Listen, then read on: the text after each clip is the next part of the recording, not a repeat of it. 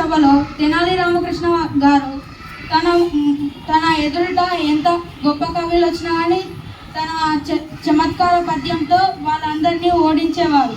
అందులోనే నేను చెప్పబోయే ఒక కవిత.